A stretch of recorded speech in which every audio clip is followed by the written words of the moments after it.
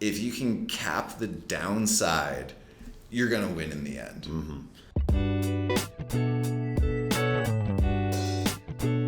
All right, guys, welcome to Industrial Live with your host, Jeff Hine, where it is our goal to make you more money. Now, today I have my good friend Nate Sturges in the house, and Nate is a commercial insurance agent with Farmers serving the Denver area. And where I think we both really hit it off is that we understand that if you want to crush it in a business like insurance or real estate or really so many other businesses out there, you got to be an expert, right? And applied knowledge is power. And applied knowledge leads to superior results and a superior return. And that's why we have Nate in here today to talk about a couple insurance topics, places that could potentially be making you more money or saving you more money in the event of an insurance claim. So Nate, if you're looking at a competitor's insurance policy, what are some pieces of coverage that might not be included that you would recommend and why? Absolutely. Well, first off, thanks for having me here today, Jeff. So 2 coverages right off the bat when I'm taking a look at a competitor's policy will be business income and building ordinance. Business income and building ordinance, perfect. Let's start with building ordinance. First off, what is it? Perfect. So building ordinance is the coverage for the undamaged portion of the building. So let's say, for instance, there's a 50% loss of a building. A tornado comes through, wipes out 50% of the building.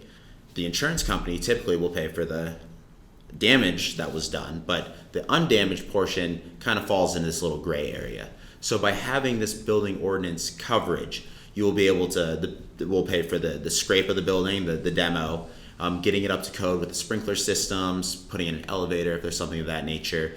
Now we're going into, maybe it was a partial loss, kind of more of a gray area that maybe you typically don't see every day, but it's something that's important to protect your investment, and it's something that we find very valuable in our office. Okay, yeah, I'm with you, Nate. So in that scenario, the tornado comes in, any policy is going to cover the damaged portion, right? But if the city's requiring you to come up to code on the entire building while you're doing those repairs, like maybe they're requiring you to install a sprinkler system, that could be really expensive. Absolutely. Not all policies will cover that entire sprinkler system. Exactly. But if you have building ordinance, the proper building ordinance policy, it will cover that entire sprinkler system for the entire building. Absolutely. And it really just boils down to having adequate coverage, because this rider will typically be found in a commercial policy, but maybe for a limit of 100,000, 200,000.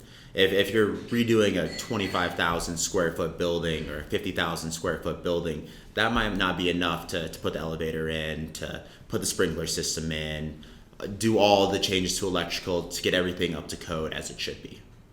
Okay, perfect. So that's building ordinance coverage. What's the second piece of coverage? Perfect. So the second piece of coverage, and this is typically very, very important for business or for commercial investors, is business income. Okay. What big picture is business income coverage? So business income. So let's go back to that last example. The building gets hit with a tornado. None of the tenants are able to stay in the building to rent that out. This business income coverage will come in and pay the owner of the building those loss of rents that they would have been receiving if the building was working fine. Okay, so tornado came through and no tenants can use the building now while the building's being repaired.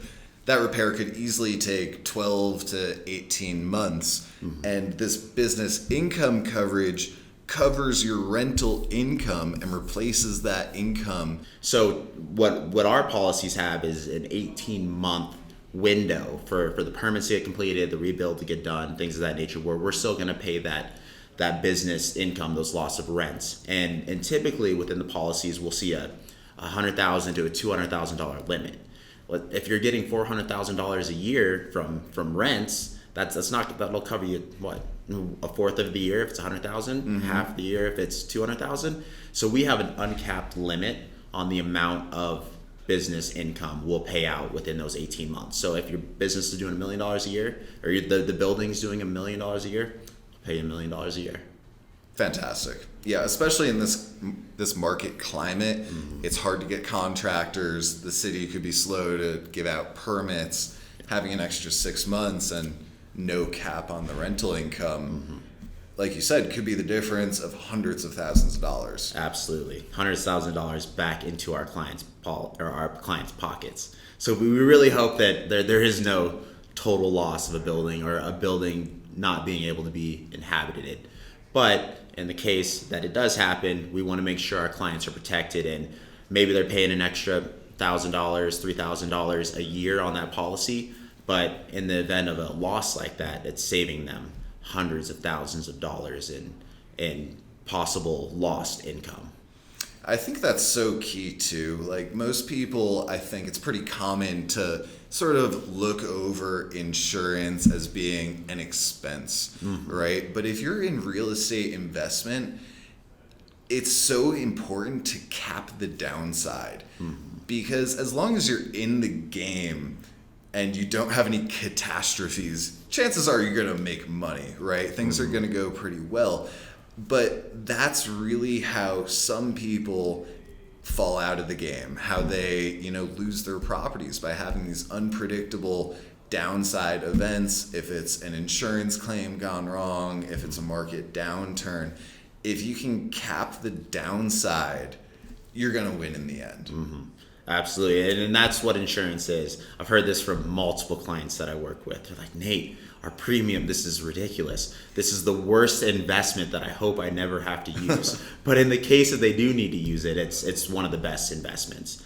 Because if it is a total loss, we're writing them a very healthy check for the rebuild of their building, or for them to be out of the building. So it's something that, it's a little bit of a double-edged sword, but at the end of the day, when you really take a look at it, it's something that, you're right, 100%, putting that stop at the bottom. So especially, it's something you can control. So why not dive into it a little bit and take a little bit more time to make sure you have adequate coverage?